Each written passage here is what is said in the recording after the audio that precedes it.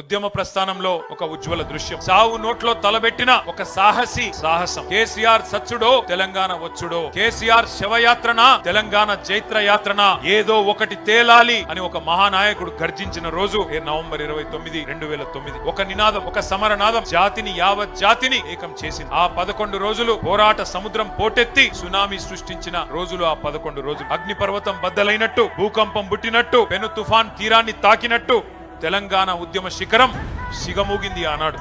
ముక్కోటి గొంతులు ఒక్కటై, 4 దిక్కులు ఏకమై, ఊరు వాడ ఉర్రూతలూగింది ఆ దీక్ష సందర్భంగా. పల్లెలు పట్టణాలు పరవళ్లు దొక్కినాయి. ఉద్యమ కెరటాలై ఎగిసిపడినాయి మన యూనివర్సిటీలు, మన విద్యార్థి బృందాలు. మడి దున్నే రైతు, బడికెళ్లే విద్యార్థి, కార్ఖానాలో కార్మికుడు, కార్యాలయంలో ఉద్యోగి, నల్లకోటు వేసుకున్న లాయరు, తెల్లకోటు వేసుకున్న డాక్టరు, కలం బట్టిన జర్నలిస్టు, దేశ విదేశాల్లోని ఎన్ఆర్ఐలు విజృంభించి రోడ్ల మీదకొచ్చి బిడ్డా మా తెలంగాణ మాకియ్యి అని పరిగీసి కొట్లాడిన ఒక ఉత్కృష్టమైన సందర్భం ఆనాటి కేసీఆర్ గారి నిరాహార దీక్ష. ఒక పక్క పల్చని యోధుడు ఉక్కు సంకల్పంతో ఒక మహా ఋషిలా తపస్సు చేస్తూ ఎవ్వరి మాట వినకుండా మరణ మంచుల్లోకి పోతుంటే అగ్నిగుండమై బగబగ మండింది తెలంగాణ ఆనాడు.